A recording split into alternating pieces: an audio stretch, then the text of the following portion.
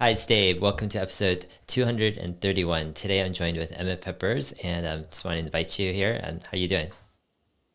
Good, Dave. How are you? 231 episodes now. Wow, that's a huge library. I've listened to I think almost every one, Oh, and you wow. do a great job. Awesome, man. Yeah. Yeah, it's exciting. 2021. How are you doing this year? This year I'm doing all right. I mean, I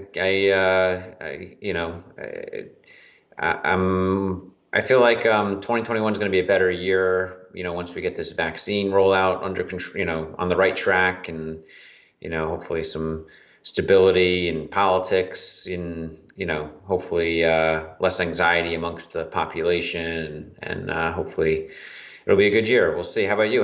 How's it going for you so far? Yeah, definitely. I mean, 2021 has been a year of a lot of changes. We've moved to Austin and Mm, adjusting here. But otherwise, yeah, I mean, I can't complain. Our kids are healthy, they're happy, having a blast, every day. And so, yeah, it's been fun. Yeah, yeah. so in today's episode, I want to cover and discuss a bunch of different topics with you. I want to talk about your options contract on Tesla that we've been Hmm. following, kind of what happened. I also want to talk about um, stock prices, and we'll take Hmm. Tesla as an example and how we could kind of use human psychology to try to have an edge Hmm. on viewing stock prices. And then I want to talk about any strategies on investing and trading in 2021, how you're viewing the markets. And then we'll hit a bunch of Twitter questions toward the end, if that's all right. Yeah, that sounds Okay, good. Yeah. awesome. So the first topic is so Tesla is in the 800s. And so I had this thought I Hmm. wanted to kind of share with you and discuss is most people they didn't expect Tesla to be in the 800s right now just 2 months ago. Like 2 months ago we're at $400, right? And so Yeah. when you Yeah. did this like 700, was it just 700 strike option call? Yeah, Yeah. that's 700 700. strike. Like Yeah. people thought you were crazy, or some people. But Yeah. we're at 800. This is kind of like your long shot, idea Hmm. here. But what's funny, what's interesting is people have acclimated to this stock price so fast. It's Hmm. almost like Hmm. people feel like we've been up here all this time. And Yeah. so there's this concept of acclimation. People acclimate to kind of whatever stock price is for the past few weeks, maybe like the past month or Hmm. so. People just get used to it. It's like they have Hmm. short-term memory in a sense. And Hmm. then the second concept I was thinking about recently is people are projecting always like what's been happening, they project it to continue in the future. And Hmm. it seems like these two concepts are deeply rooted in human psychology somehow. Kind of Hmm. this Hmm. human ability to acclimate very quickly, right? It's like, I Hmm. think it's from our ancestors all the way to now, but also this ability to project kind of like the past into the future trends. Hmm. Like, what are your thoughts? How do you fall into this sometimes? Like, do you get acclimated to the stock Yeah. price? Yeah, absolutely. I think, the 800s, when you were talking just now, it made me think of an analogy some people use of like top speed versus acceleration in like a car or something. And going from 400 to 800 was like a big acceleration, and people on one hand think this acceleration is going to continue.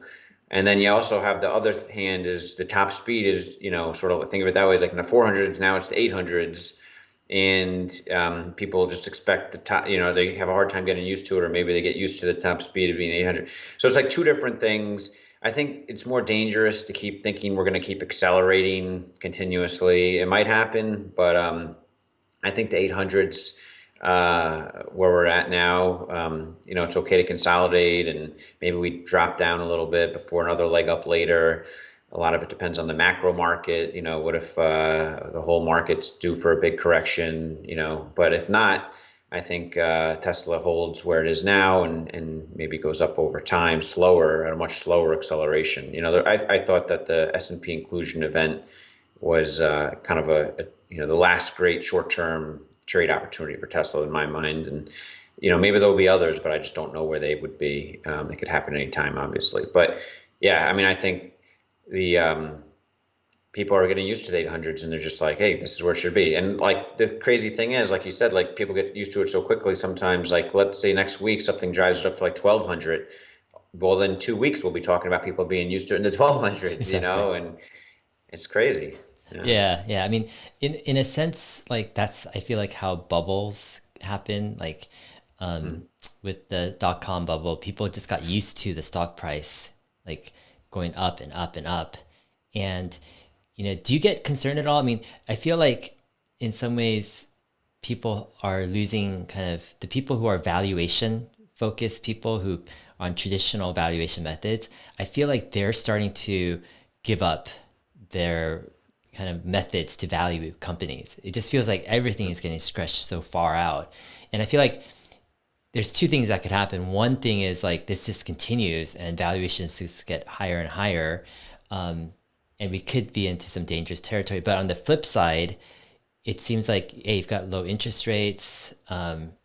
You've got, a lot of money that's looking to be deployed Hmm. into return capital. And so in some ways maybe it's high for a period, but maybe it'll catch up, meaning yeah, maybe it's a different era in a sense of investing with all this money chasing a Yeah. limited number of assets. So what are your thoughts kind of with that? Yeah, I agree. We don't know if it's a different era we're in the beginnings of, or even in the middle of, versus a bubble that's close to ending. It's hard to know. I think a lot of people are afraid to enter the market because it's at highs, and they think it's a bubble and they're waiting for it to drop. And if there's enough people doing that, then that almost counters. I feel like the market dropping significantly, because if it drops 5%, you have a certain amount of those people jumping in to back it up and so forth. And that could continue for a while as well. But like you said, we're in a new era of interest rates, and growth stocks are growing, revenues using technology at faster rates than ever before. Like this is a new era of history we're entering, the 2020s, and it's the pace of change is accelerating.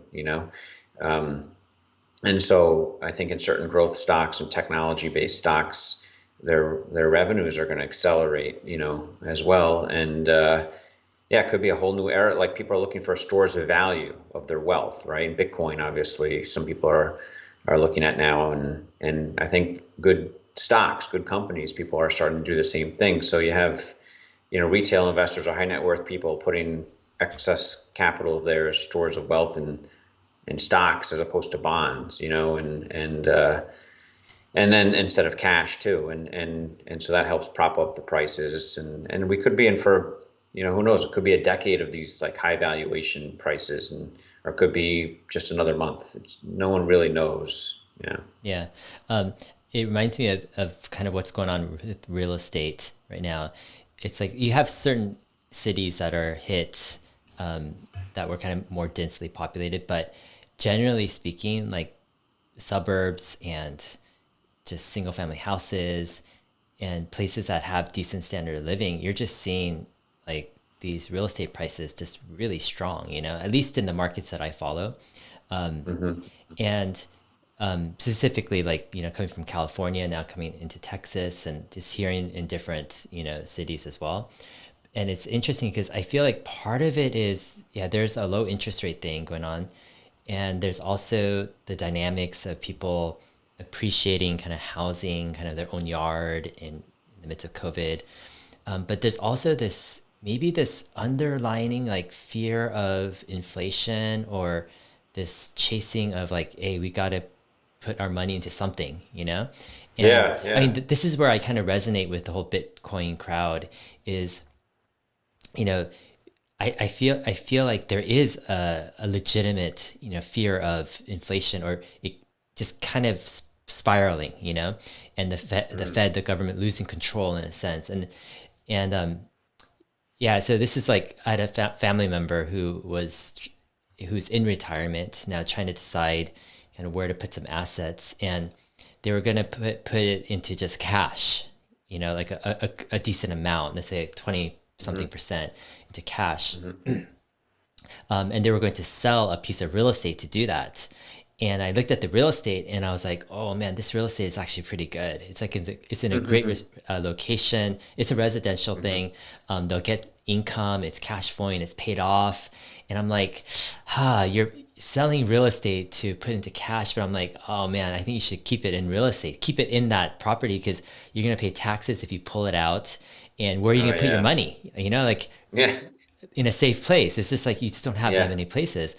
And I feel like in some ways that type of idea it's not just between me and that family member, but there's a lot of that idea going on where are you going to put your money? And it's like you need a place to grow it, and especially in kind of uncertain times. And so, yeah, real estate, it seems like a lot of money is going to that, and then stocks, a lot of money is going into the stock market, and a lot of people are getting into investing. Like I keep on hearing it from my wife's like friends and other people who are just like taking ownership of their own investing, and Yeah. putting money into it because they're like, what else do we do? Right. This is kind of like, it's hope to find a better future. And I feel like there's a lot of dynamics going on where, yeah, there's definitely something I think long term, I'm definitely bullish, on assets that Yeah. are productive, that have, very tangible meaning. And yeah, so real estate and stocks, I mean, they're great in some ways. Yeah. Yeah. Yeah. Good companies and real estate and yeah, cash. You know, I think if you naturally come, it seems hard to like purposely sell something that's already in a good place to create tax consequences for yourself just to hold cash, for example. But I feel like if you happen to have cash, a good amount of cash, like now that I liquidated those short-term options, for example, I'm keeping it, I have to pay a huge amount of taxes on that too, but I'm keeping some cash just on the side, as dry powder for the next 5 or 10% dip, like I talked about, and then I can deploy that, for example. So I think it's not a bad idea to have cash to not just not be afraid to have cash if it's a good reason that you fell into having cash, but I think it also makes sense, like you said, not to purposely like create not negative tax consequences for yourself for the purpose of having 20 or 30% cash in your portfolio. Yeah, definitely. So with this, I'm curious, like what percent of your like portfolio overall are you holding cash right now? Yeah, I mean, you know, uh, it's probably I think it's like 15 or 20%, Really? maybe Wow. 30%. Actually, it's more. It's like 30% or more. Yeah, the IRA account. I was thinking of the non-IRA account. Yeah, so it's like of the non-IRA account, it's probably like 20 to 30% Hmm. cash, and the IRA account, yeah, same thing. But I just put half of that cash into a value-based ETF model with an advisor that it's like sort of a hedge, emergency hedge in case like value stocks come back, and I'll have some value there in my IRA, which is like I don't want to touch that hopefully ever, but it's sort of like holding it in cash, but also it's still in the market in case growth stocks get destroyed and it'll still appreciate. So that's sort of what I thought about with the IRA cash, some of it. Got Yeah. it. And so that's just half, or is that your IRA? Half of Yeah, your a IRA? little more than half the cash in my IRA went to Okay, that. to Yeah, that. Okay. and then the non-IRA account, I haven't done anything with the cash generated from the trade yet, but I know like half of that cash or more is going to go to taxes. Okay. So then I have the rest of it just going to kind of sit on the sidelines for a while until I Got see it. a big opportunity Yeah. potentially. Yeah. So maybe after taxes, what you think 10, 15% will be left of your portfolio Yeah, in cash? 15% of my 15 to 20%, probably, yeah, maybe something of the personal account, maybe 20%, maybe 15 to 20% 15, at the 20. most. Huh. Yeah. So, um, what's your strategy? Let's say if you're thinking perhaps there might be some type of correction, or who knows, like when, or how, because like a lot of these things are like you could try to predict it, but there's so many factors involved, and it's like a chain reaction of so many different things that to predict right now when the exact correction or downturn, et cetera, it's extremely difficult, I think. But like when you look at kind of being prepared for a possible correction or whatever, like what's your strategy? You hold cash. Are you looking to kind of wait till something just happens where the market's down like 10, 15, 20%, and then you'll start buying options at that point? Or kind of what's your mindset?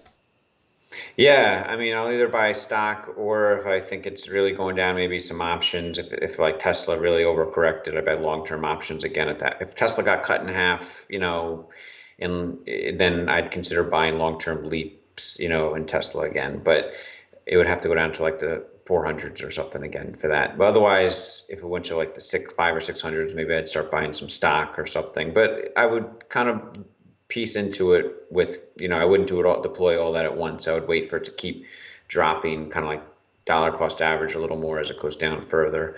But that may not ever happen, but I'm prepared if it does. And it's always good to have a little dry powder. I for a while, I thought that, you know, I had this kind of foresight that I don't know if it's going to happen or not, but I just had this strong feeling that, the market's recovered really well. The tech stocks, especially with this COVID crash, recovery, but the economy is still not like 100%, and something just doesn't feel right, and a lot of people sense that, I think. But I know like the market often does what no one expects, right? And part of me thinks that's going to be, as we come out of this COVID crisis in our economy, like maybe jobs pick up, maybe everyone gets the vaccine and we're kind of back to work as usual, or, just everyone can go out of the house and not worry about restaurants reopen, all that, that maybe that's the point when there's like a bubble burst and the stocks kind of crash, 20% or 30% because no one expects it at that point. People are like, the market might even go up another 10 or 20% until then. I don't know, but Mm-hmm. I just feel like that's the ultimate like stock market, play in a game, the game that always wins, right? And Mm-hmm. the stock market always beats us, right? And I feel like that's what's going to happen. I don't know. So I'm kind of waiting for that. And Yeah. In a scenario like that, would you try to ride the down, like, trend buy as some well? puts or something. Yeah. Like, and would you look at some, maybe what you think might be some overpriced kind of hype stocks and try to buy puts, or what would you do, you think?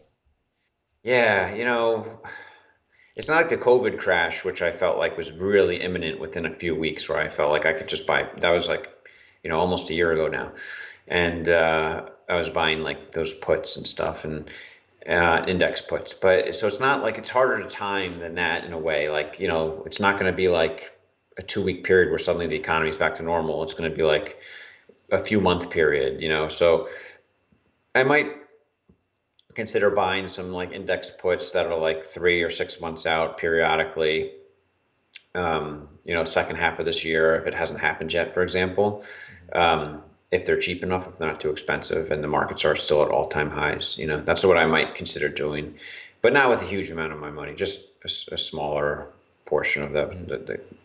because I have these gains I realized at the start of this year. Mm-hmm. So it makes sense to be able to offset. It's almost like I'd be buying those puts half off in a way, because if they expired worthless, well, now I just knocked off my tax bill for the gains I already, experienced to start this year. So Got it. Huh. Interesting. Yeah, yeah. So I guess it makes it a little cheaper to do some betting. yes, it's like half the price, half the Exactly. price we're making. Yeah, Half not price why. I mean, betting for Emmet in 2021. yeah, that's how I think of it. Yeah, Because I yeah. include the taxes and part Uh-huh. of it. Yeah. Yeah. So going back to your January 15 options kind of, play that you closed out. What happened? You Yeah. cashed out half earlier on back in December. Um, Yeah, for like a I think it was a 6x uh, gain on the first half I closed out mm, one Friday in December. And then I was like, I'm going to keep the other half and let it ride for a while. And and then I think it was January 8th, I think, is when I sold them. And that was when this Tesla stock was around 875. I got out of all of them for like $176 or so. I don't know. So I got out of most of the other half. I kept the, 5 or 10% of the overall, I think like 10% of the remaining position or something like that I kept. And I took assignment over this past weekend of those shares. So that'll take away some of my cash too, but not too much. But yeah, I got out luckily. It seems like at the right time Hmm. before it came back down. Hmm. So, and Yeah, I then, just had a sense. I just felt like there was yeah. exuberance, and we've watched the stock every day. You and I talk about how we check our watch or whatever for this Uh-huh. ticker price like 100 times a day or 50 times a day or 10 times, whatever it is, every day. There's not a day I haven't checked it multiple times. And over 10 years of doing that, I don't know if there's pattern recognition. I don't know what it is. You just have some kind of sense of like the stock price, and I could have easily been wrong, but I just felt like, all right, we've gone up a lot here, 875. This Yeah. is like something was like told me like this is a good time to get out. Like, if even if it goes up to 900 plus, I still made a killing. And I actually got out of my 900 calls. I had a few hundred Yeah, that's nine right. hundred calls, Hmm. so I got out of those at even money like a couple days before. But then I had 100 left, and I got out of those at like 20, for a 5x return on the last Oh, wow. 100 of those. So I made a profit on that Even mistake. the That was a 900s. mistake. Yeah, so you learn to cut over time. You learn to cover your mistakes in a better. That's what I've Yeah. learned also is how to recognize and cover my mistakes, and sometimes at a profit, even though I know it was a mistake. Yeah. I mean, like when I look at your, not just this past year, but this whole, option call or the January 15 options we've been following on, on these videos. It's Yeah, almost like, it's almost too good to be true. it feels like that. You know, Yeah, it's, it it's feels like it's all, like we totally didn't plan. Like I thought there was a 20% chance it would work out. We said that in the beginning, and yeah. it's crazy how it worked out the way Yeah. we I respect. mean, I think if we didn't do it live, like along the way, I don't know how many people would really believe like Yeah, that actually worked yeah, out. But yeah. like I think on one side, like I think what's remarkable is that you did have not like you said 20%, but you did have a higher, Yeah. probability in your mind. And so much so that you thought it would be quote unquote irresponsible for you not to at least try something with 5 or 10%. But on the flip side, it's remarkable that it worked out. Yeah, Like there's a high probability that it could have turned the other way. Um, yeah, yeah. and I think one of the things is like what was that worked out in your favor was the quick, stock price bump in the first like couple of weeks. It just made your Hmm. trade profitable right off the bat. And then it was just Hmm. like from there, deciding what to do. But yeah, I think yeah, I don't know. I mean, it's it's interesting, I think, just to follow it and to see kind of like I wouldn't say the power of betting, but it's like it's calculated risk taking. You know what I'm saying? And Yeah. I know a lot of people, they tend to bag on gambling, and they go Hmm. like, oh, gambling is bad, right? And especially you have the long-term investor crowd. They're like short-term betting options, Yeah. everything trading is bad, right? Um, Yeah.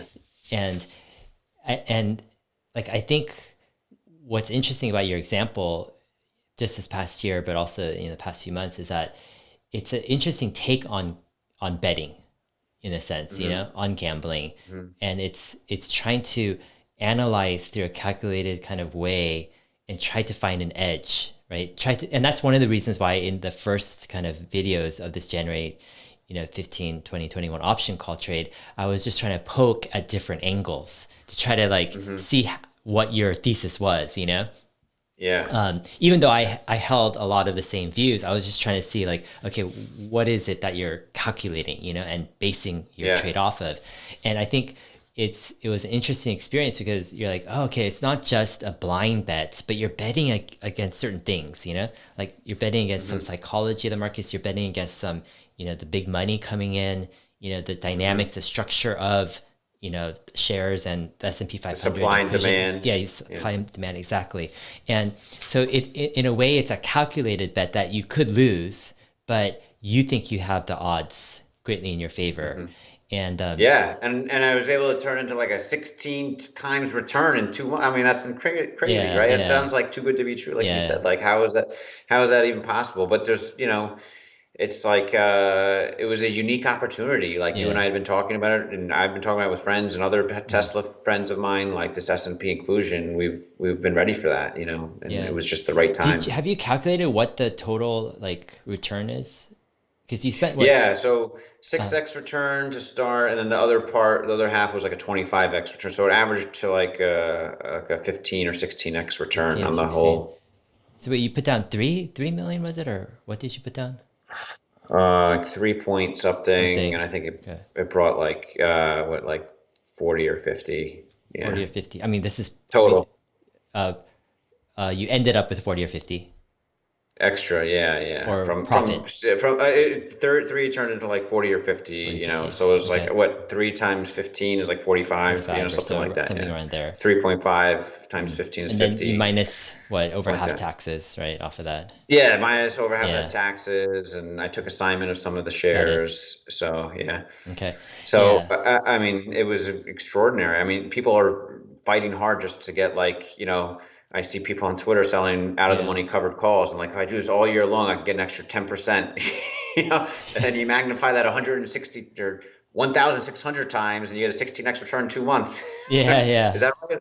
Yeah, it's like crazy. It's like you're talking apples and oranges there with and how much thought process you should put into different ideas or strategies. So to me, like the betting, like the calculated bets, they can have such huge payoffs if you just have a little bit of an edge once in a while, like we've had with Tesla. Yeah. Then you have enormous return potential, and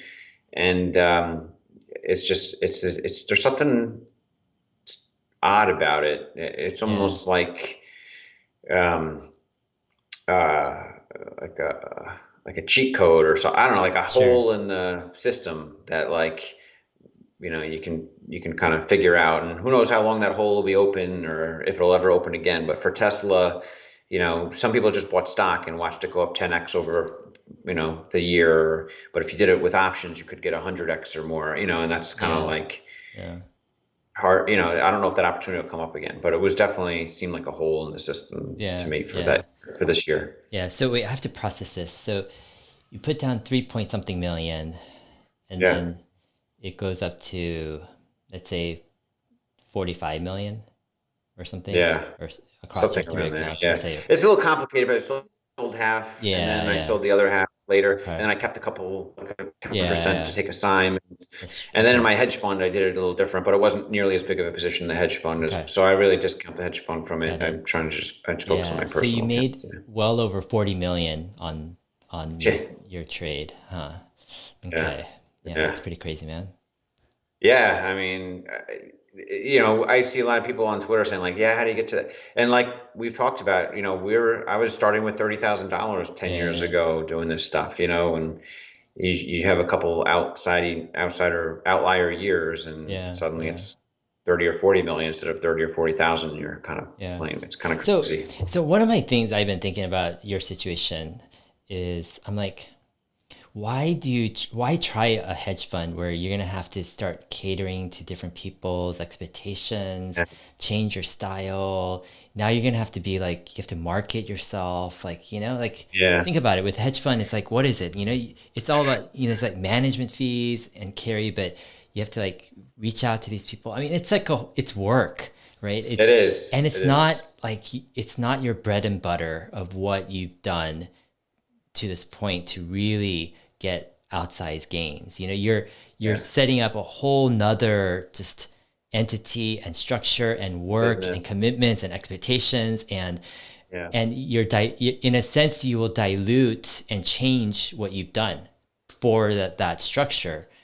But it's like, why? Like, Just why just not, why don't you just focus on what has been working, or and yeah. push out the noise? Like, what are your Yeah. thoughts with that? That's a good point. There's three things I would say. One is my career path up to this point before I left my job kind of helped prepare me for that. It was, I helped start up hedge funds. That was my job, like, for 10 years. I worked with, probably over 100 startup hedge funds. And so I understand from one standpoint what goes into it, how it works. It's not like totally new to me. And I've always been curious to do it myself. On the other hand, if it doesn't work out to be, if it becomes too much work or too much of a headache, I have no problem just shutting it down, returning the capital back to investors. I'm not fighting hard to oversell anything. I have a couple people I've hired, like, one's my cousin, and he's great work ethic, and he's just going, doing a good job. Like, so I'm trying to make it as less work for me personally. And if it turns out that it is a ton of work for me personally, and it's a pain in the butt, I could shut it down. I don't, I totally know that's a realistic possibility. And the third thing is, um, I'm also doing it, I like the fact that I'm expanding my investment philosophy to really kind of press it on in different angles and like see what I can do with it. Kind of like um, challenging myself to think even more different, just to evolve my investment decisions more, in a way that I wouldn't. Maybe. Mhm. So I'm not going to be like totally traditional hedge fund with 100 positions, obviously, but I'm going to try to keep around 10 or so. It's going to stretch me, personally. I'm the decision maker. So it's going to stretch me a lot. But maybe I'll learn something from it, or maybe I'll improve things. And if the hedge fund does succeed, then there's a huge, good component to it in terms of what I think it could, the ultimate win would be if it becomes extremely successful and lots of other people do something similar where they're giving a lot to charity, and, Right. and, and that's why I'm doing it really. It's like there's a chance it could really be successful and make other funds do the similar thing and changes like, it creates a new trend like ESG, but instead of ESG investing, it's like charitable giving investing or Hmm. something. Got it. That's really what drives me. But if it Uh-huh. fails, it fails. I know more likely than not it would fail. Most hedge funds shut down within a couple of years if they don't beat the market and Mm. such. Yeah. Interesting. Yeah, because I mean, as you shared before, what half of your profits will go into your, or not half the profits, Foundation, but the the after the fees. fees, right, that you charge will go into your foundation for a nonprofit or Yeah. charitable giving. Um, Yeah. all right, awesome, man. So let's go to some Twitter questions. So Yeah. Joshua George on Twitter says, "My question is, as a long-term investor, are you supposed to keep track of the stock every single day? I feel like watching the stock every day is very exhausting. Any tips on this? What are your thoughts?" Hmm. I mean, I think becoming obsessive, if your portfolio is so concentrated in one stock primarily, I think it's important to follow that stock very carefully. But it's definitely a distraction, right? But if you had a small business, you'd want to keep a close eye on it, right? If you owned a pizza shop and that was like most of your wealth was in a pizza shop, you'd want to make sure it's operating well, and you wouldn't want to just like forget about it for weeks at a time, right? So I think it's sort of similar. Like if you're highly concentrated on a particular stock, it makes sense to follow it closely, and it can be stressful at times, especially when there's lots of FUD going on with that company, like Tesla for many years. But the more you study it every day and look at the ticker, the more you can see the truth on those narratives and such. One thing I wanted to mention if we go back to the hedge fund thing Mm-hmm. was also um, I think that the next 10 or 20 years, you have this younger generation of people and socialism is becoming more popular. And I think there's a bridge that can be done that's, with UBI if it's done the right way and so forth. But I also see there's danger in like a revolt against capitalism entirely. And so I'm trying to help change that perspective or not or prevent that from happening. Mm-hmm. And if enough people do something similar with the hedge fund, I think that can help play a role in preventing like a revolt against capitalism or something. I don't know. That's just kind of in a nutshell. Mm-hmm. Anyway, sorry to go Yeah, backwards yeah, on this. definitely. Yeah, that makes sense. Yeah, actually, well, that was actually another question someone had is, don't have it written down, but one person was asking about, do you have any ideas to do like 10x or 100x giving in terms of the impact? Like, have you Mm, thought about any out of the box approaches that might be maybe non-traditional or, different, that will get an outsized return, in charitable giving. Have you ever thought about stuff like that? Yeah, I have. And the part of the reason I called it, the good soil investment management is from the parable of the sower, where they say, the seed that lands on the good soil will return 50 or 100. So not just in terms of investment returns, but I want to treat the giving to be something similar, where I want to,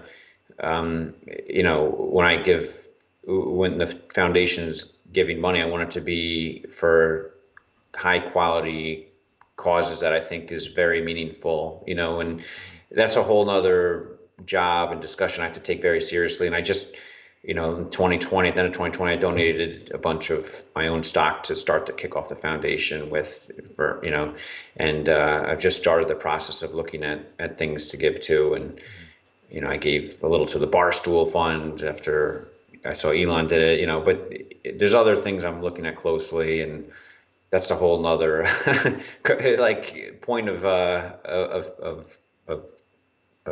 focus I have to think about. And maybe if you have any ideas, if anyone's got good ideas for that, I'm open to ideas, obviously, and giving. Yeah. Yeah, I'm What do thinking. you think? Yeah, I've been thinking about this a lot actually the past few years, but more so the past years, is kind of what's this approach to really giving in a way that, like, because part of my whole investing approach is I see potential that is far greater than maybe a traditional approach, of maybe Yeah. investing in the market or whatever. And I also feel that with certain skills and approaches, you can have an edge to pick some big winners. And so with giving, I feel like there's got to be a hack also with giving in some way Yeah. to maximize giving and its impact.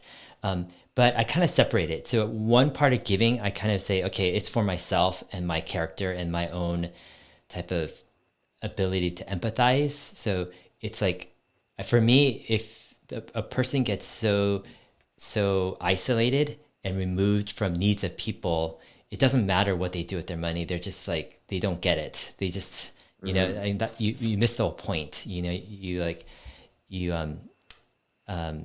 yeah, you're disqualified in a sense because like you don't care, and so the first part of giving is just caring, is actually feeling that connection, knowing people in need, feeling that need, like getting to really, and that's why I've always had this value of kind of trying to get connected to people in need locally, whether they might be drug addicts or homeless people or just people in great need, and finding the Yeah. most needy people and meeting them and feeling and connecting with that. And so that's part of kind of my approach to giving, even though it doesn't necessarily have a high monetary value per se. It's more of a high time value and priority value that I think needs to go along with any financial giving, because I feel like Yeah. they go together.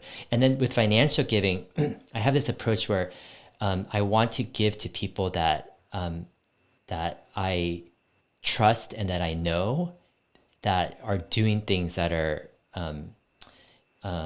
that aren't being done and are being extremely effective with it. And so, for example, like we know a, a a therapy counseling group out in Boston that does like counseling for adopted kids and kids with trauma, abuse, and they have amazing results. Like they're by far the most effective group I've seen in the nation, and we know Wow. the head very well, and that type of group, I'm like, that's a big return because Send me that after this. Send me yeah, that yeah, later. The contact for them. because other therapy groups, they can spend hundreds of sessions on the most abused and violent, let's say, kids, and they might not have that great effect. But this group, in 12 sessions, they like have radical impact Really. on the most violent, abused, just really trauma They have a background unique kids. approach or Yeah, something. it's a unique approach, and it's really actually first principles therapy. It's amazing. I'm just like, wow, man, you guys, they blew me away. And I'm like, they're a small outfit. I think their Yeah. total budget is probably under 400,000 for a group of like Wow. 3 or 4 people. But But that's high return because I'm like, they're doing something that no other, therapy group I've seen is doing, their They're almost approach. like disrupting that field in a way, Yeah, they're right? They're not like disrupting. trying to outcompete anyone. They're just trying to do something good, but it's doing it in a way better way or something. Exactly, yeah. And I don't know how much really, and they're capable of taking it and really utilizing, but Scaling it up or scaling, something. etc. Yeah. And I don't know what their ambition is, but like stuff like that, I'm fascinated by. I'm like, wow, that's Mhm. interesting.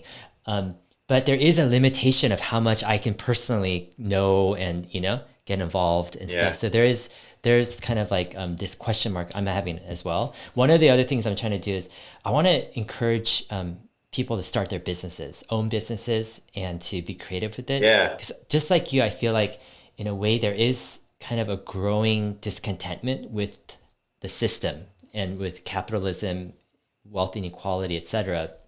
And you have Hmm. a growing a crowd chanting kind of more rights to from the government, just saying.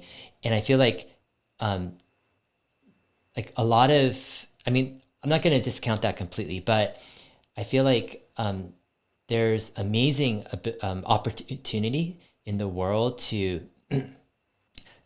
be able to um, harness the knowledge of people out there and to start unique opportunities to create businesses. And they might be small businesses, they might be medium business, they might be partnerships, I don't know what. But I'm really Yeah. kind of curious of doing kind of these small type of grants on my channel, actually like recruiting, having some type of contest where I say, okay, Mm. pitch a business idea, etc. And we'll give a small amount, like just so you could get off the ground, like $10,000 or something, Yeah. and that could mean a lot actually for a person who is like 10,000 is a lot of money. Like that could really help them for a whole year to get something off the ground. Yeah. And during that time, we could maybe pull some resources together or something to really make it where they have a better chance, a slightly better chance. Of course, it's going to Hmm. be up to them. But I'd love to do something like that and see if it could scale or not. I don't know. And I wouldn't even take equity. I'm kind of like Yeah. it's that's beyond the I'd be down point. for that. Yeah, Yes, I'd be that's down for doing that. Maybe you and I could do it together at yeah, some yeah, point. yeah. I would do it without even taking it. Yeah, I mean, I Exactly. I think mean, small businesses it are it's important. yeah, it's the ethos behind it, saying, "Hey, Yeah. let's own it." I mean, that's Yeah. and personally for me, like that's where I got the capital to invest is through starting a Hmm. business and and spotting opportunity, where others, maybe didn't see the opportunity. Um, but yeah, just I think it's a statement That's a of nice idea. yeah, statement of Yeah. belief that there's opportunity. Like I think that's Yeah. also a tricky part. A lot of people stop believing there's opportunity, you know, and they Mm. get into a spiral of hopelessness where they're like, oh, Mm. I can never get out of where I'm at. Um, Hmm. but I think some things need to counter that, and I think yeah. But anyways, those are some ideas. I'm still pondering a lot of this stuff, and I like those ideas. yeah, Yeah. yeah. I have to share these ideas more. That's Yeah, interesting. Yeah. definitely. All right, so let's go on to Julian Pohl. He says, "What are your thoughts about a potential Tesla plane? Should Tesla do it? Mm. Would they build the whole thing themselves, or would they supply batteries and software? What do you think?" I think he's talking about like a vertical takeoff and landing electric jet. Like, should Tesla do it? Yeah. When should they do it? What are your Yeah. thoughts? I think they should, and I think they will. I wouldn't be surprised if there's like some kind of like, and they're in shadow mode right now with some kind of design. No one even knows what that. When he said that last 5 billion was for a war chest or what. Who knows? Maybe he's using dedicating some of that for the plans of building a vertical takeoff and landing jet, right? I wouldn't be surprised. I mean, I would be very happily surprised, but I wouldn't be. I would be very happy, but I wouldn't be un surprised if in like 2 years there's some kind of surprise product unveiling and it's the vertical takeoff and landing jet like prototype. And then it might be another like 2 to 3 years until the first ones are sold or something. So 5 years out until the first ones are sold. I think he's talked about timelines of the energy density improving on such a track where maybe in 5 years it makes a lot of sense to mass produce the batteries with the right energy density for the vertical takeoff and landing planes to go think he said like X hundred miles, which would be a good use or something. So that's just my hunch. But I think there's going to be lots of companies trying to beat them to the punch with like prototypes. But we all know Tesla's the only one that can mass produce this stuff. None of these prototype companies can do crap with anything EV related, it seems like. So I don't know. What do you think? Yeah, I remember. Didn't you ask that a question to Elon like back in the shareholder meeting? Maybe it was I like did. 2016 2016 or or so. Yeah, 17. yeah. You asked Yeah, I him did. if I they would did. go Yeah. into a Tesla vertical Yeah. takeoff and landing jet under Tesla or SpaceX or something. Yeah, that was my thing. I said I'm a Yeah. very long-term Mhm. shareholder, and if you do this, would it be under SpaceX or Tesla? And he said it would be under Tesla. Yeah. Yeah, yeah. Like actually, what's interesting is I think it's inevitable that Elon will do something with a vertical takeoff and landing jet. But like I think it's likely it would happen to Tesla, but I think it's not as likely as perhaps everyone is assuming. Like it's 100%. Hmm. I think maybe 70, Yeah. 80% right now.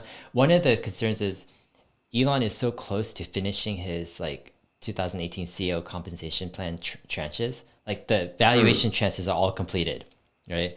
So Hmm. it's like 12 tranches. And then he needs the operational milestones, which are basically the EBITDA profits and and some other things. And so with that, he's I think he's going to be pretty close, probably within 3 years, 2 or 3 years, Hmm. probably 2.5 to 3 years. He's going to have finished, I think, his CEO compensation plan, and he'll be free to leave Tesla, you know. And I think at that point, Tesla has two few options. Like some people say like, oh, Elon's not working at Tesla for the money, so he's going to stay on at Tesla for the rest of his life, you know? And I think Yeah. they underestimate like how comprehensive Elon thinks, you know? Meaning like Hmm. he understands that, there's incentives to to accomplish bigger goals, that he has. And there's a reason that he's in Tesla for the mission, but he wants to see Tesla's success help, for example, SpaceX's success as well. Um, Hmm.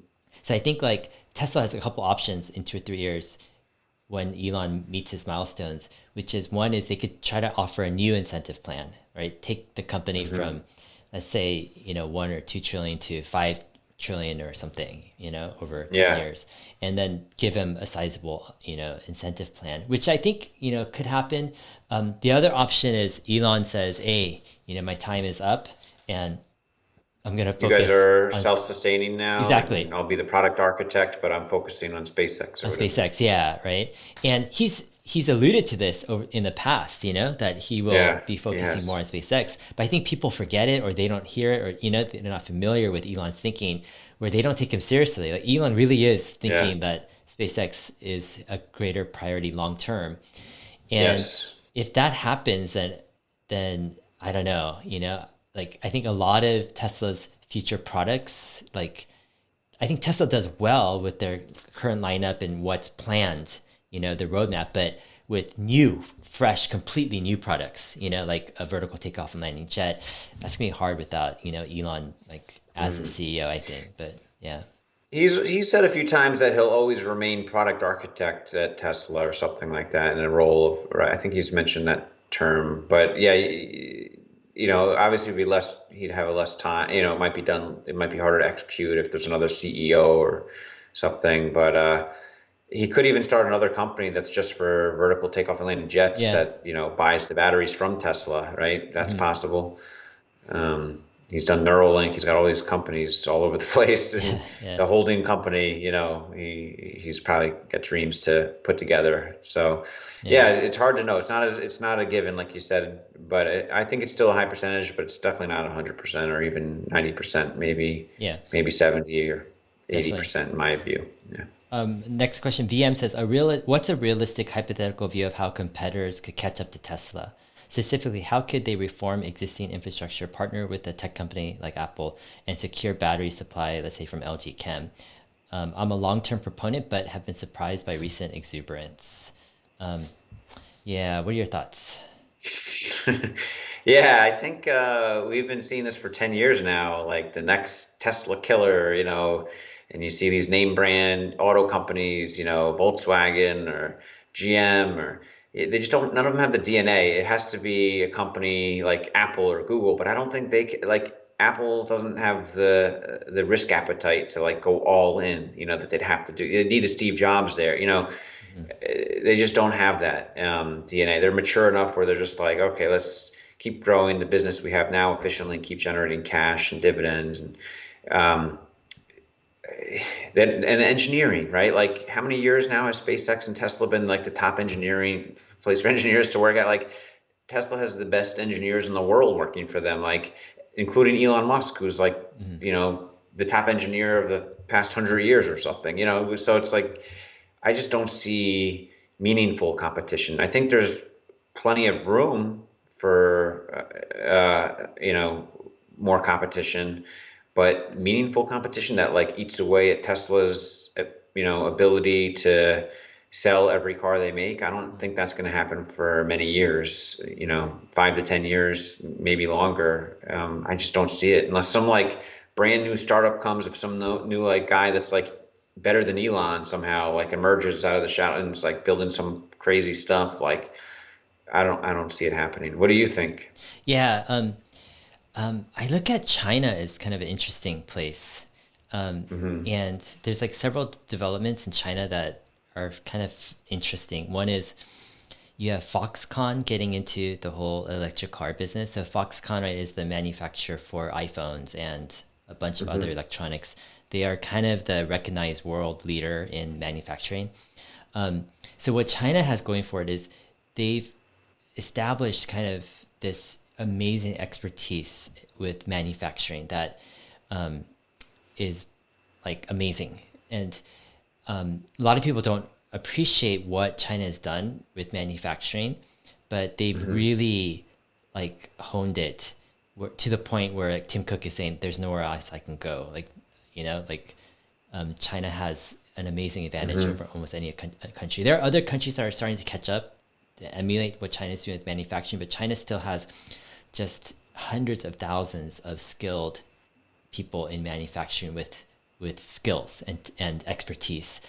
So if you want things to be manufactured at scale, it's hard to beat what China can offer. And at the top of that is Foxconn. They kind Hmm. of set the pace, and they've now put their mind on electric vehicles, trying to be kind of a contract maker. And so they just inked a deal with Geely, one of the largest automakers in China. And then now you have Baidu, which is like the Google of China, the search engine. They've been Hmm. working on AI and self-driving a bit, but now they're trying to get into making a car, right? And they will tap in. Hmm. So what's happening is there's a whole supply chain in China that's growing of electric cars. And then you have CATL, which is like batteries The that even battery. Tesla uses, Yeah. right? But they're Hmm. probably the most impressive battery company I've seen.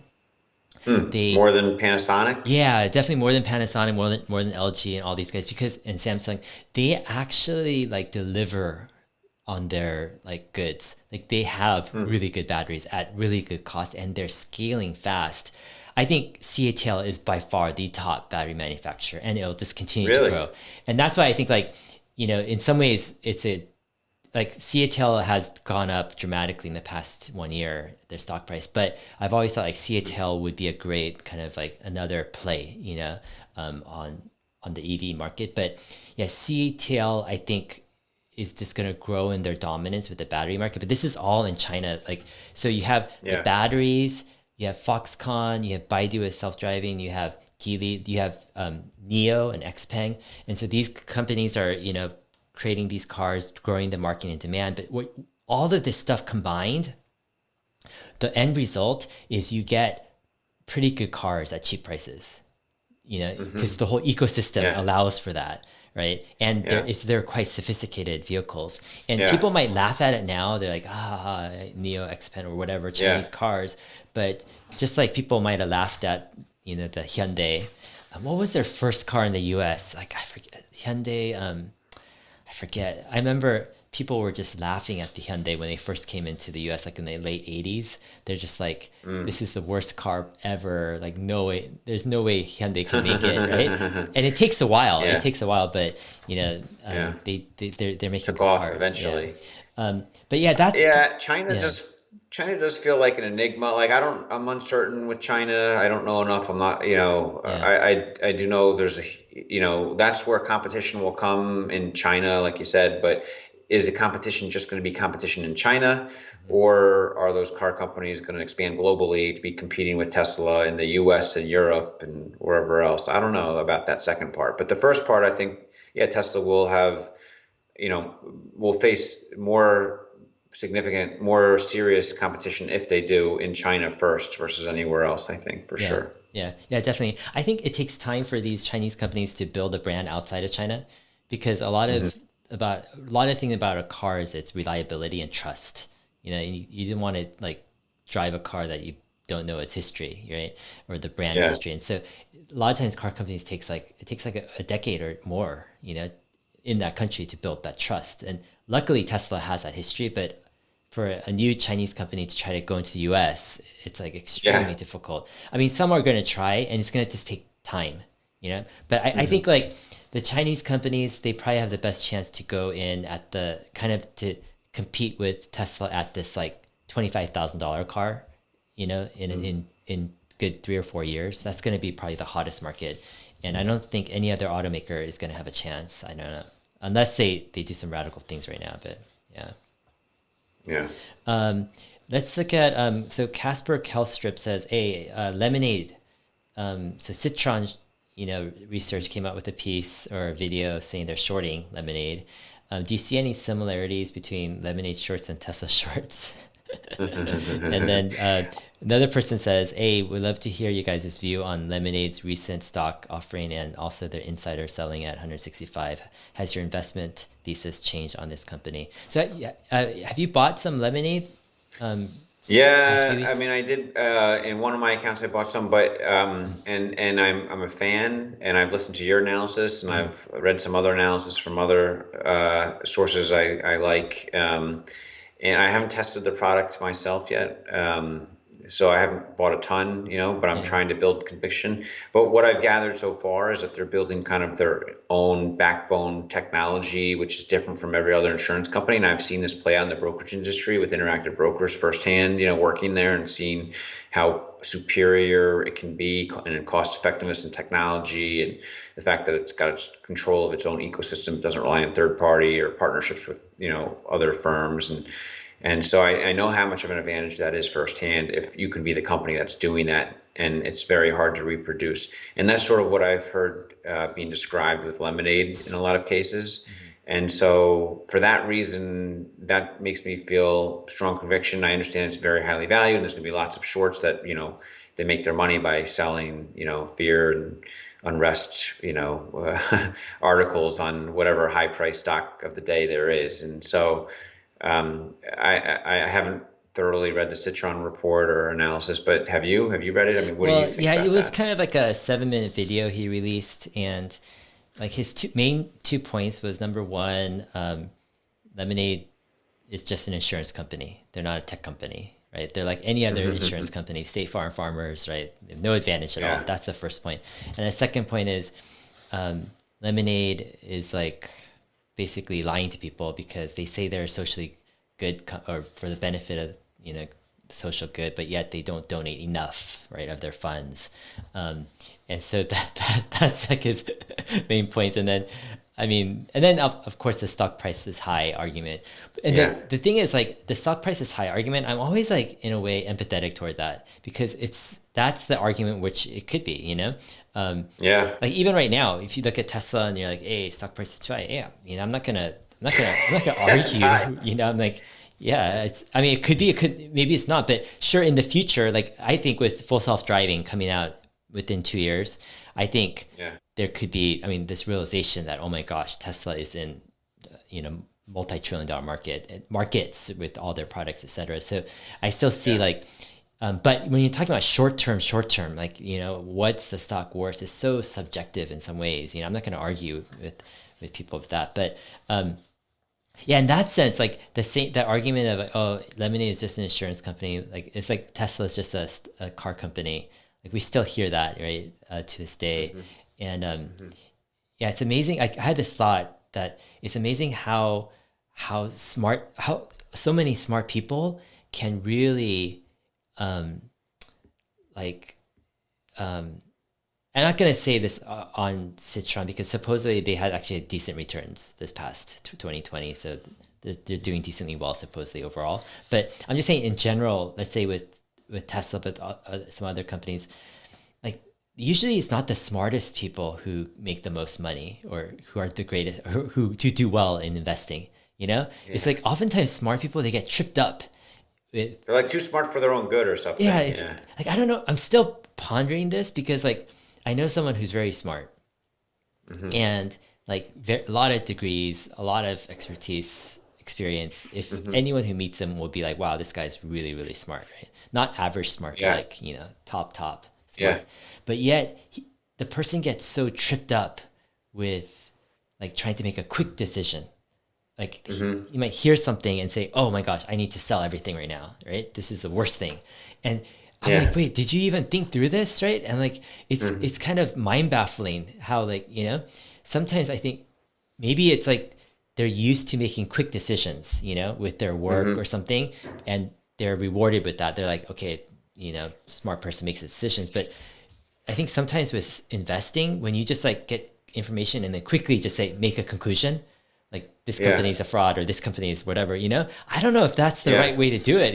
I think maybe there's something about that where, I don't know what it is patience, or maybe looking at it from more than one angle, trying to take your time and really, like, I think there's something that I've felt with investing where I think it could be the most difficult skill, like, out there, at least in our economy, because it's the highest, it returns the highest value in a sense. It Right? does. Yeah. If you're good at it, it can Yeah, return investing in crazy and astronomical entrepreneurship, things. right? Those two things, like, Mhm. so in some ways, Entrepreneurship. yeah, Yeah. there's this crazy amount of difficultness to those skills, Yeah. and I think, A lot of risk in both of them. Yeah. yeah, exactly, not a risk, but I think it takes maybe a myriad of different skills, not just an intellect of, like, a specialty angle. I think that's where some shorts get tripped up, where they're like, financially, I know P over E's and I know auto companies, and this is not, Yeah.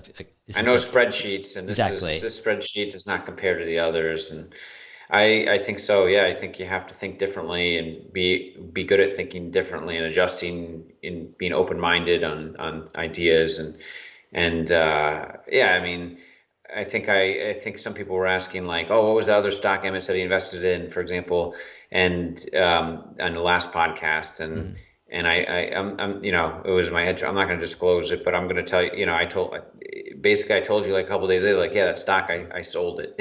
Like, I realized I made a mistake, and took new information. I didn't have enough conviction. I took new information in that I hadn't thought of yet, and it just made me uncomfortable. And I had a little bit of a gain. And I was like, I'm just going to close that position, and I adjusted. Like, some people dig their heels in to their thoughts, and they yeah, can't adjust or think openly, like, maybe I'm wrong, and change their actions. It's so hard for some people to change their mind, and once you have an opinion on, like, lemonade being overpriced, even if you haven't researched it super thoroughly, like, it's going to be very hard to change that opinion of someone, I feel like, yeah, definitely, yeah, especially the smarter the people are. Yeah. yeah. Um, Last question here, and we'll wrap up. It's always Sure. fun chatting here. Jack from Twitter says, advice for younger audience who don't have the money for investments. And he lists kind of different things, which, I mean, we can talk about whatever, but he says, what can we do now to raise ourselves higher in this decade? Any important life lessons, tips to become better at analysis, how to improve our vision versus execution. So there's a bunch of different kind of themes, but yeah, I think generally, I mean, I'm hesitant actually to give so-called, like, advice, in the sense that I don't know if, like, myself, if I really know what I'm talking about. Well, at And least you could say that, right? Most people yeah, don't even yeah, want to say that. yeah, and I would say the same. Like I love. I want to say bursting. I want to say bursting your bubble, but I like bringing things to reality. Like I don't even think you know. Is like in terms of everything. You know what I'm saying? Like advice in a Yeah. sense that this is sage advice that you should follow. Like yeah, like Yeah. I don't know what I'm really talking about Everyone's in some days. different. Everyone's Yeah, got different yeah, experiences. Yeah. we'll share some ideas, right? That might Yeah. not be even applicable that we're thinking through and working out. But anyways, that said, what are some thoughts like younger audience don't have, let's say they don't have Yeah. any money, Yeah. and not just So with investing, but what to kind of do to yeah, get overall. ahead and stuff. Yeah, yeah. Yeah. So I think I'm just thinking of like a younger like you said, like I'm just imagining my own self being younger and what other people are like that I know that are younger and I think it's important to find your passion and identify your passions and you want to focus on earning a living, enough so that you can save money, right? Like you also want to have a cost of living, that a difference between how much money you make and how much you spend, right? So you need to have that difference to go into like your savings, to go into investments, and then your investing can be like a hobby that turns into something big and wonderful down the road. But if you don't give yourself that chance to do that, then it's going to be tough to really have any build up any capital to invest with. But that early decisions you make on, if you're young, test out a lot of different things to kind of identify your passions, and you don't want to be stuck in some kind of role or job or start some business that you don't even like just because you think it could make a lot of money. I think you want to do something that you like but also has the opportunity to make money, right? So for me, early on in my life, after college, I was a personal trainer for like a year right out of college, and I liked that. But I saw like there's a ceiling, like yeah, I could open my own gym maybe one day and work my butt off from like 5 a.m. to 7 p.m. and make a decent living as a small business owner at the gym. But I also knew that like I was very interested in the stock market and finance and stuff. And when I had an opportunity to kind of cross the chasm to a financial role, even though it was like back office hourly worker in that business, I was like, all right, I'm going to take that chance to skip over to this industry because if I do really well and I'm passionate about it and I can work my way up, even though it was hard in the beginning, the ceiling could be much higher. And, it taught me a lot about the markets and it helped me learn. There wasn't these types of YouTube channels back then, but now you have incredible resources online everywhere. So you can kind of learn about investing as a side hobby. It doesn't have to be your job to work in finance either.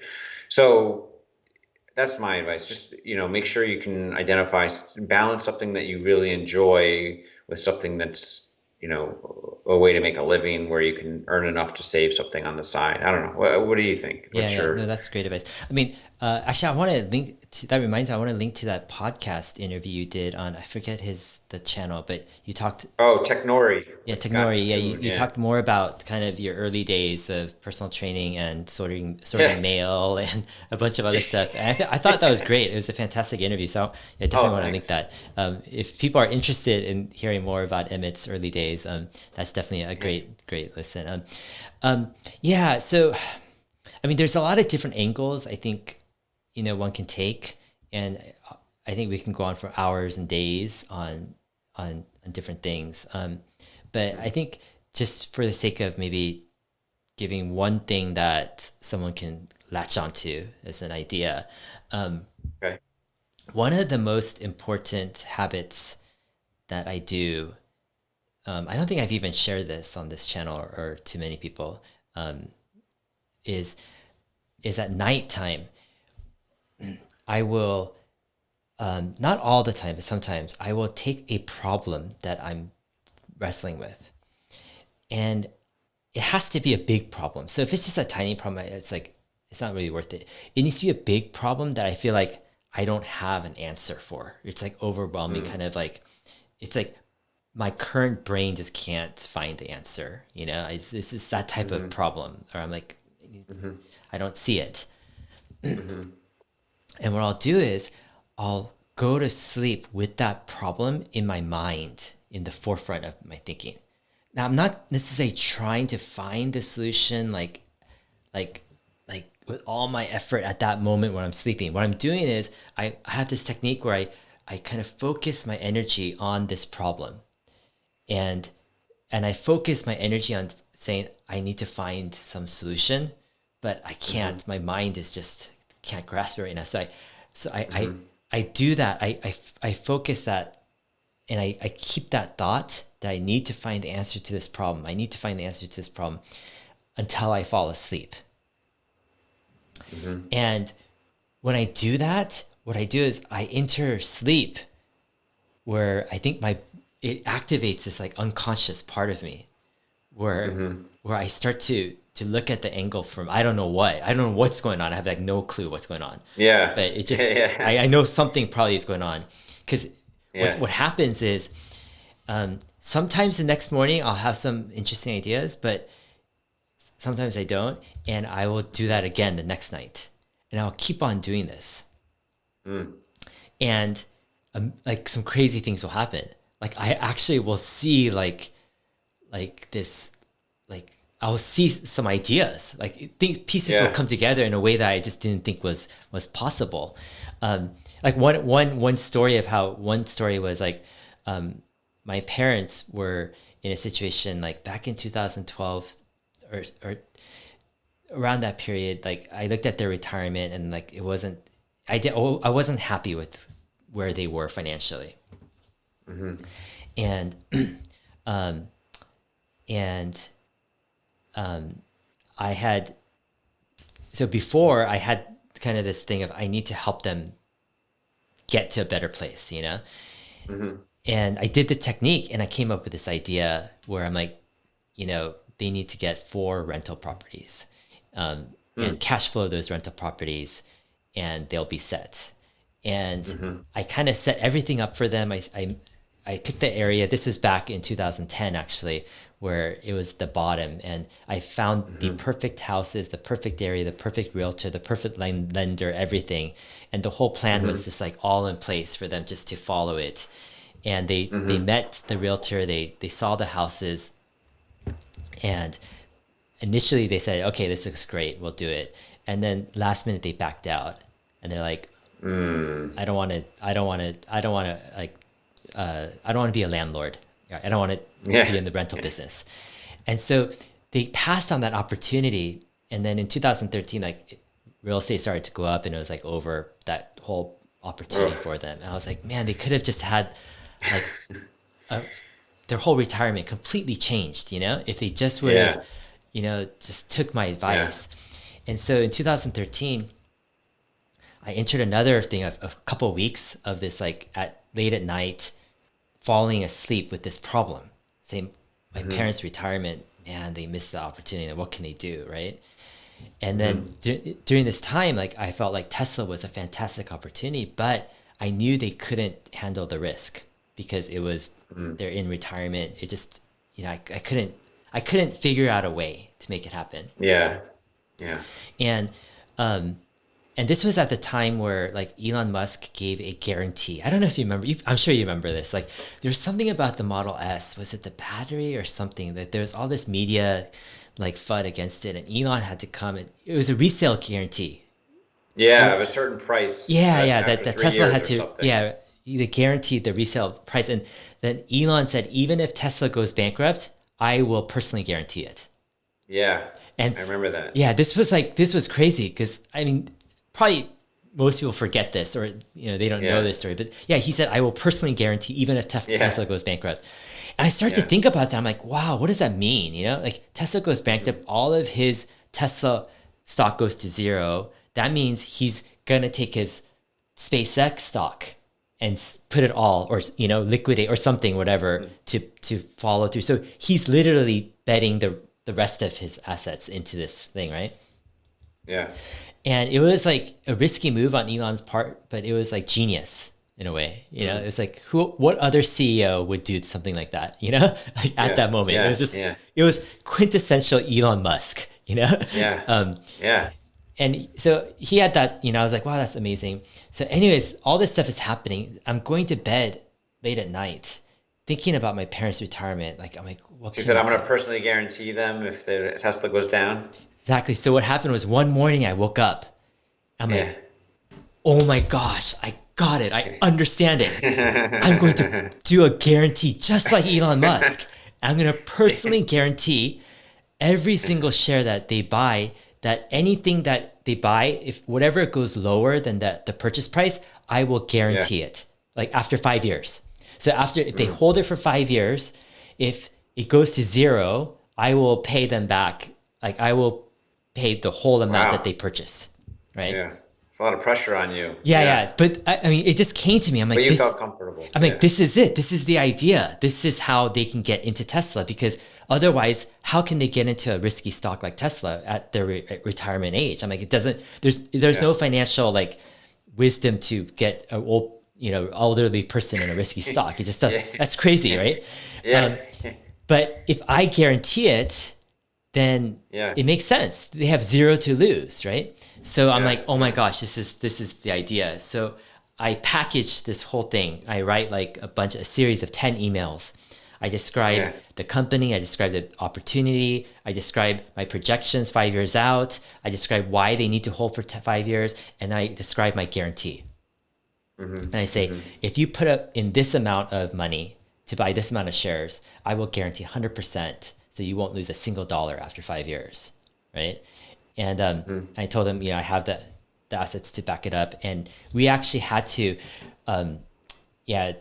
like it was actually a lot of pressure in that sense because like I couldn't go fully into Tesla in the sense I had to keep some real estate and some stuff to like as a complete hedge, And well, I guess we had our business at that time, that was also an asset too. But it was amazing what happened because it was the perfect solution for them.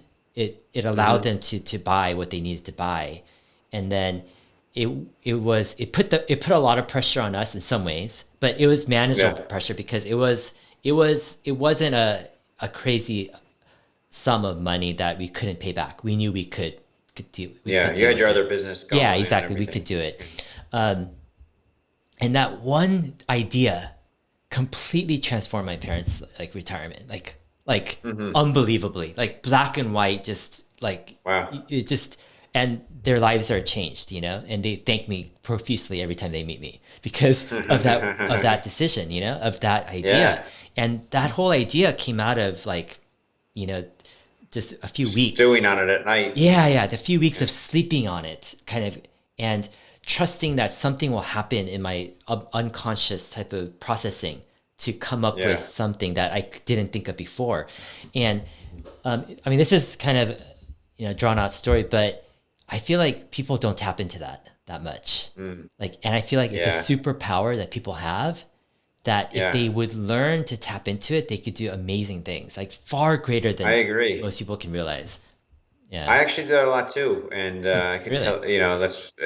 I feel like I naturally go to sleep like thinking of my issues, but I'm able to fall asleep, and then sometimes I get great solutions, and it's happened to me a number of times. Yeah, and I used to not do that because I used to have for many years as I was growing up, I had a TV in my room, and I would in my bedroom, and I'd watch TV, and it would like put me to sleep. So you rob yourself of the opportunity when you go to sleep that way, I think, and a lot of people do. But yeah, I think if you can go to sleep, in your own thoughts, thinking about stuff like that. Sometimes it can stress people out and keep them up at night, right? But you can think of it in a way where it doesn't stress you out like that, and you can still fall asleep just thinking productively about it, but not letting it get to you in an anxious way. Yeah, so can be very helpful. Yeah, so what I figured out is how not to let it stress you out, and the way I do it is you get stressed out if you think your brain can actually try to has the capacity to solve that problem, like by effort and by trying hard. So you think that, but if you kind of take a step back and say, there are certain problems and certain angles I can't see, I can't even try to see, then, and I'm not going to solve it right now. Like the whole idea is when you go to sleep thinking about it, you're not trying to solve it because what you're trying to do is you're saying, I'm going to rely on my subconscious that's going to do its own work overnight. And I'm not going to think differently about it. Exactly. Like I can't solve it right now. And so in a way you're admitting defeat in a sense of it's kind of separating your brain and your process, like saying, my conscious brain can't do it, and it stresses me out, and Yeah. I need the other part of myself, brain, the subconscious, Yeah. to come in, and yeah, yeah, I don't hear And many it's people funny how talking about this sometimes in the though. morning you think of these like amazing ideas that you're like, wow, those ideas, they come to you in the shower in the morning. I don't know, Yeah, you just have a different mind every morning, and it's been able to process. But it's interesting that you kind of actively practice this. I guess I just do it sometimes. And I don't even think yeah. about it, but I should maybe more actively try to practice it. Yeah. Yeah. It's completely life changing. I mean, Yeah. yeah, and it's funny. It's like I don't even I've never necessarily heard about this. I mean, maybe some people talk about it, but it's just something over the Hmm. years, I've caught on to, and it gives me an immense amount of confidence Hmm. to come up with ideas to issues or situations. Yeah. Yeah, but all right, man. Anyways, All we'll right. wrap up here. But thanks. I know you're on vacation, kind of, right? You're Yeah, I'm in Palm Springs at the moment. okay. Just taking the long weekend in a Yeah, warmer weather, driving up Monday morning back to the Bay Area. So, yeah, I took my Tesla down, stopped at a few superchargers, stopped at the Kettleman City supercharger for the yeah, first time. That was cool. But yeah, it was a fun trip. Yeah. So thanks for I brought my microphone, so yeah, just in yeah, case we were going to do a chat or something. So yeah. I'm glad No, we did yeah, it. Yeah. it's always fun. I love chatting, and yeah, always Yeah. learn a lot of stuff. And yeah, so anyways, best wishes on 2021, and yeah, we'll talk again in our next episode. Thanks. Okay. Thanks, Dave. All right, see ya.